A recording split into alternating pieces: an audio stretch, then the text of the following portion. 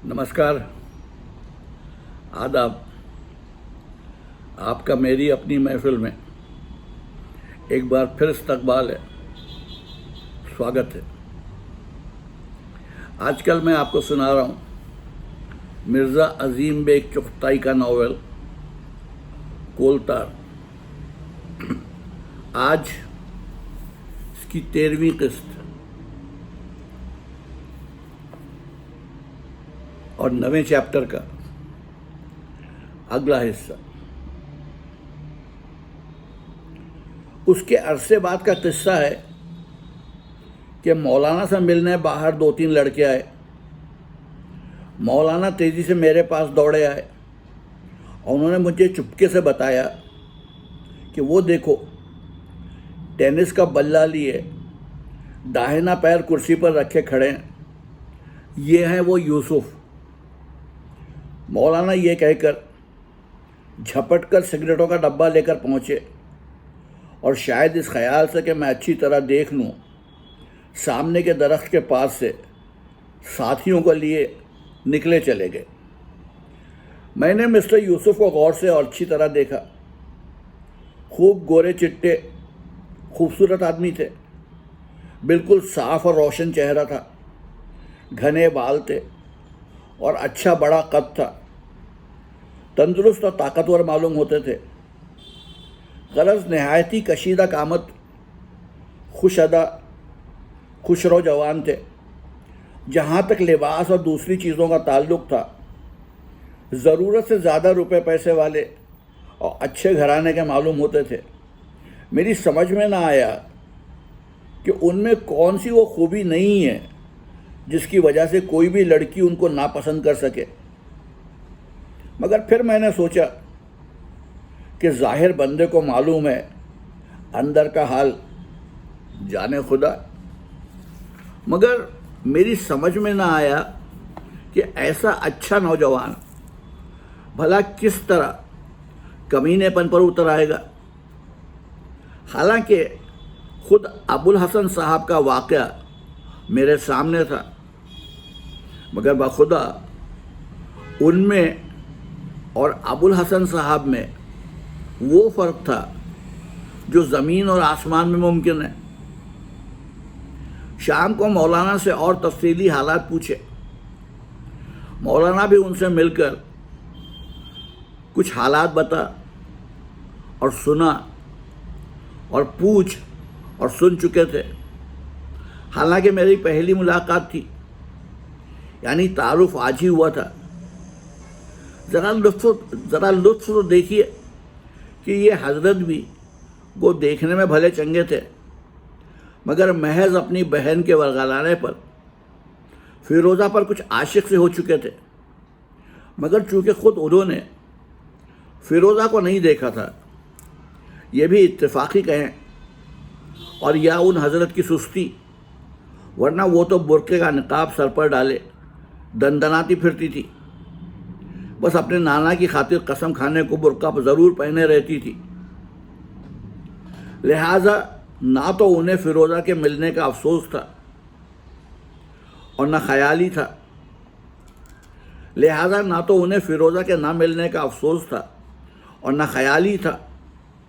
ये ज़रूर कहते थे कि मेरी बहन मारे तारीफ़ के मरी जाती है, और उसने ज़रूर बेहद कोशिश की और थोड़ी बहुत मैंने भी की। कुछ इस कमीनेपन की और भी तफसील मालूम हुई, जिसका जिक्र फ़िरोज़ा ने अपने ख़तों में बार बार किया था। यूसुफ साहब को तस्लीम था कि उन्होंने तो कम, मगर हाँ, उनकी बहन ने अलबत्ता ये किया कि मालूम भी हो गया कि फ़िरोज़ा की मर्ज़ी नहीं है। फिर भी एक ख़ास ज़रिए से फ़िरोज़ा के चचा और मामू साहब से ऐसा ज़ोर डलवाया था कि कामयाबी हो ही गई। मगर यूसुफ साहब ने दिल की बात कह दी। सच पूछते हो तो जब मुझे यह मालूम हो गया कि ख़ुद फ़रीक़ सानी की मर्ज़ी नहीं है, तो मेरी दिलचस्पी ही जाती रही थी। और अब तो कभी भूल कर भी ख्याल नहीं आता کچھ بھی ہو، یہ باتیں تو محض اب بیکار تھیں، کیونکہ ادھر فیروزہ کی شادی طے ہو رہی تھی، بلکہ ہو چکی تھی، اور ادھر یہ حضرت ولایت جانے کے لیے پر تول رہے تھے۔ میں نے فیروزہ کا لکھنا مناسب نہ سمجھا اور تذکرہ تک نہ کیا کہ میں نے یوسف صاحب کو دیکھا اور ان کو کم از کم اس میں بامسمہ تو ضرور پایا۔ اس قصے کو سنانے کی مجھے اس وجہ سے اور بھی زیادہ ضرورت پڑی کہ اور سہیلیوں کے حالات تو میں نے بتائے، اگر اپنی سب سے پہلی منہ بولی بہن کے حالات محض اس وجہ سے چھپاتی کہ جہاں اس کی شادی ہو رہی تھی میری ہو گئی تو یہ سراسر زیادتی ہوتی۔ اب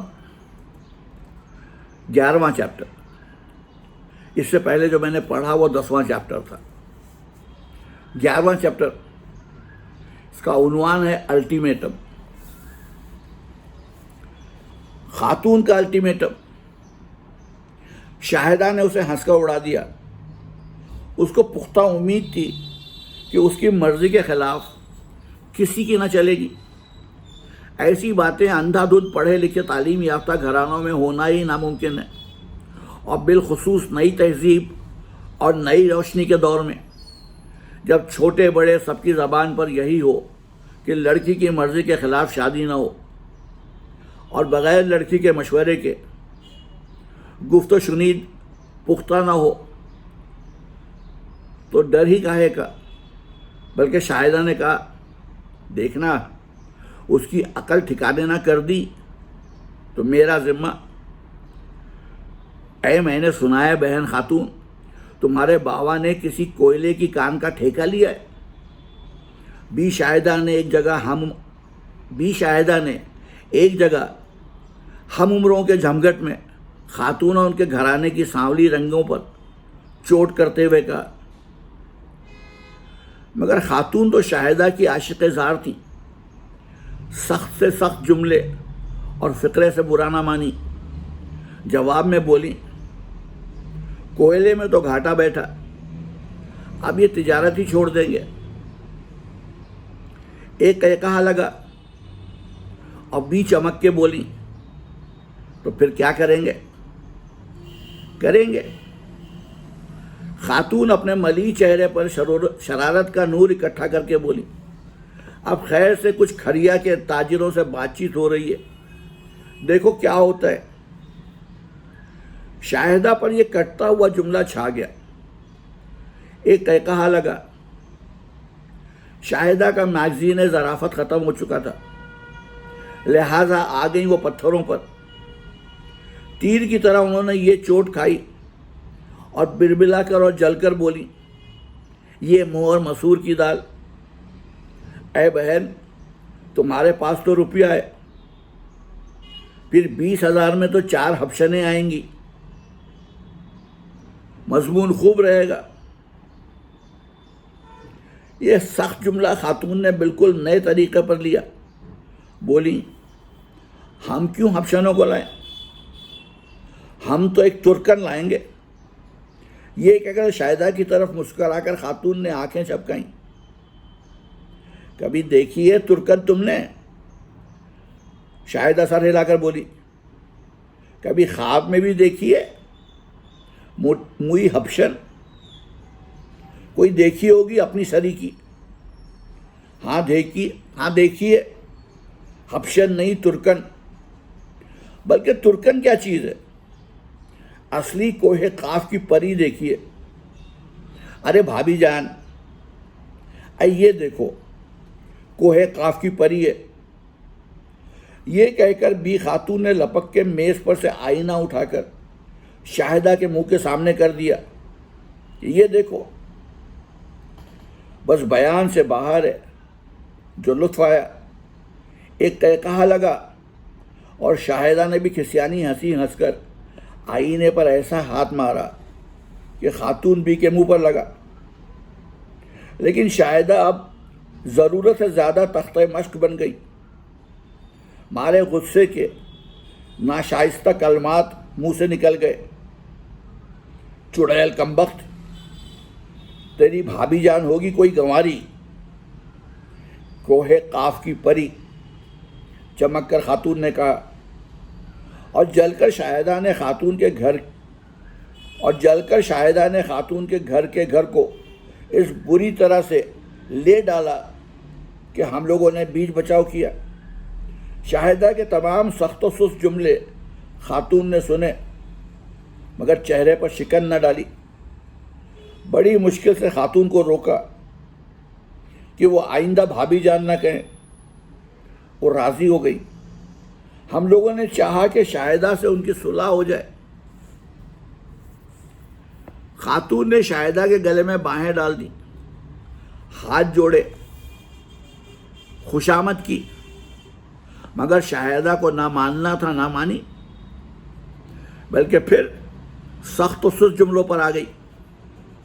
دیکھنا ہے. آخر کو جل کر چپکے سے خاتون نے کہا. دیکھنا ہے آخر بنو بھی جاتی کہاں ہے. نہ بھابھی جان بنا کر چھوڑوں تو خاتون نام نہیں. شاہدہ نے جب یہ جملہ سنا تو کہا، چڑیل کہیں کی آئی ہے وہاں سے غلاموں کا پیغام لے کر. خدا غلام بنائے مگر غلاموں کی صورت نہ دے. قصہ مختصر. نہایتی بدمزگی سے خاتون سے لڑائی ٹھن گئی، مگر خاتون کا پلہ بھاری پڑ رہا تھا. صورت شکل تو خدا کی دی ہوئی ہے. مسٹر ابو الحسن ویسے نہایتی تیز اور ہوشیار طالب علم تھے، اور پھر تعلیم کی بھی آخری منزل تھی. علاوہ اس کے رئیس کے لڑکے اور خود کفایت شور نوجوان ایسے کہ اس طرح رہتے تھے کہ کسی کو یقین نہ آتا تھا کہ رئیس باپ کے بیٹے ہیں. پھر ایسے لڑکے کا پیغام کسی کے یہاں جائے 20,000 نقد مہر کے ساتھ اور کوٹھی منہ دکھائی کو، تو بھلا کون ہوگا جو انکار کر دے. مرد کی قابلیتیں دیکھی جاتی ہیں، صورت نہیں دیکھی جاتی. اور پھر یہاں تو دولہا میں قابلیت اور دولت، اور پھر یہاں تو دولہے میں قابلیت اور دولت اور تعلیم، یہ تینوں انمول خوبیاں موجود تھیں.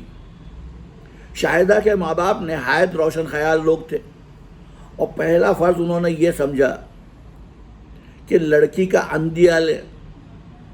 لڑکی کی رائے روز روشن تھی، لہٰذا ہم لوگوں کو ایک روز بلا کر شاہدہ کی والدہ صاحبہ نے کانفرنس منعقد کر کے کہا کہ شاہدہ کو سمجھائیں.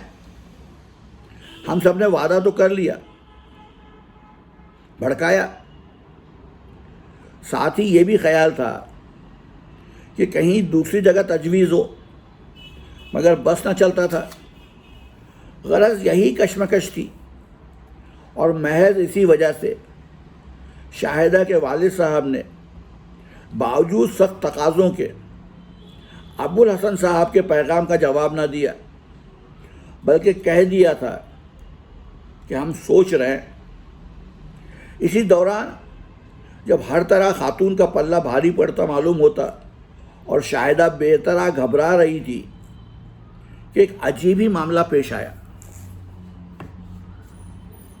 ایک روز کا ذکر ہے کہ میں اپنے کمرے میں بیٹھی تھی. معاف کیجیے گا. ایک روز کا ذکر ہے کہ میں اپنے کمرے میں بیٹھی تھی کہ تانگا کمرے کے سامنے آ کر رکا. شاہدہ بھی چھت سے اتری. میں تانگے والے کو دام دینے میں لگی اور شاہدہ بھی کمرے میں جا کر پلنگ پر لیٹ گئی. میں کیوں آئی ہوں؟ شاہدہ نے مسکراتے ہوئے کہا. میں نے دیکھا کہ شاہدہ بے طرح مسکرا رہی ہے. کہاں تو خاتون کا الٹیمیٹم جب سے آیا تھا متفکر رہتی تھی، اور کہاں چہرے پر یہ نور. میں نے سر سے پیر تک شاہدہ کو دیکھا، بے حد شگفتہ پایا. خیر تو ہے میں نے کہا کیا کوئی نئی خبر ہے؟ ہاں، نئی خبر یہ کہ موذی مر گیا۔ کون؟ میں نے کہا کون مر گیا؟ ہنس کر شاہدہ نے کہا پرسوں، اور یہ کہہ کر میرے منہ پر ایک خط پھینک مارا۔ میں نے خط اٹھا کر کھولا اور پڑھا۔ مارے خوشی کے میں اچھل پڑی۔ یہ شاہدہ کے چھوٹے ماموں کا خط تھا جو انہوں نے اپنی بہن کو لکھا تھا، شاہدہ کی شادی کے بارے میں، اپنے سالے میاں شاہد کے ساتھ، وہی گلاب جامن والے شاہد۔ میرا یہ حال ہو گیا کہ اوپر کا سانس اوپر اور نیچے کا نیچے۔ مارے خوشی کے شاہدہ سے لپٹ گئی۔ اوفو، میں کس قدر خوش تھی بیان نہیں کر سکتی۔ میں نے خط کو پھر پڑھا اور پھر پڑھا۔ ماموں صاحب کی نئی دلہن کی فرمائش تھی۔ انہوں نے کس زور سے اپنی بہن کو لکھا تھا، شاہدہ کو نہیں دینا پڑے گا، میں کوئی عذر نہ سنوں گا۔ پھر لڑکے کی تعریف تھی۔ ہم دونوں سے زیادہ بھلا لڑکے کی تعریف کون جانتا تھا؟ شاہدہ نے کہا مجھے تو بس یہ خوشی ہے کہ اس کاجل ٹوٹی کی اچھی طرح خبر لوں گی۔ جینا دوبھر نہ کر دوں تو میرا نام نہیں۔ معاملہ اب پختہ تھا۔ کل خط لکھ دیا جائے گا کہ ہمیں منظور ہے۔ یہ سب باتیں شاہدہ خوب اچھی طرح چپکے سے سن کر آئی تھی۔ خط اپنے والد کی کوٹ کے جیب میں سے اڑا لائی تھی اور کہنے لگی کہ میں جاتی ہوں، اس دوران کہیں آ نہ جائیں۔ میں نے اس سے کہا کمبخت، اب کھلا ایک دعوت اچھی سی۔ چنانچہ اس نے فوراً منظور کر لیا۔ کہنے لگی تو اپنے یہاں چپکے سے کیجیے، بلکہ کل ہی کر دے، میں 10-20 روپے تک خرچ کر دوں گی، مگر ہاں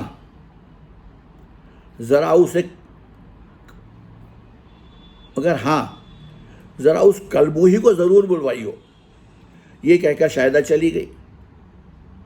روپے اسی روز شام کو اس نے بھیج دیے، مگر یہ تجویز کیا کہ باضابطہ جب ماموں کے خسر صاحب کے یہاں سے پیغام آ جائے اور ضابطے کا جواب ادھر سے چلا جائے تب دعوت ہو، کیونکہ ابھی تو محض ماموں کو خط لکھا جا رہا تھا کہ آپ پیغام بھجوائیے۔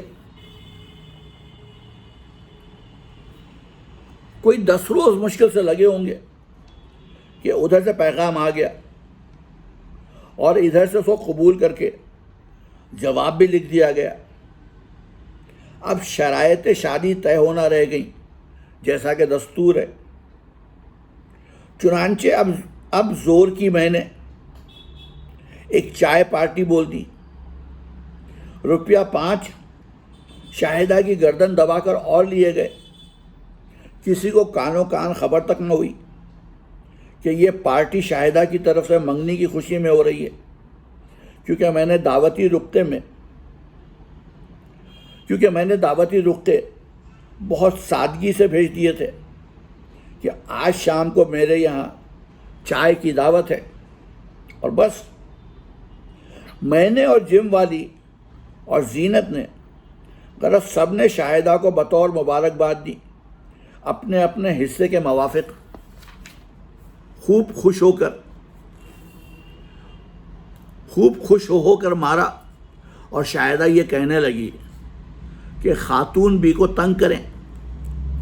میں نے صاف کہہ دیا کہ میں اس کے خلاف ہوں، اور پھر میری وہ مہمان ہوں گی۔ لطف یہ کہ ان بیچاری کو پتہ تک نہ تھا کہ بالا شاہدہ کی بات چیت دوسری جگہ پختہ بھی ہو گئی۔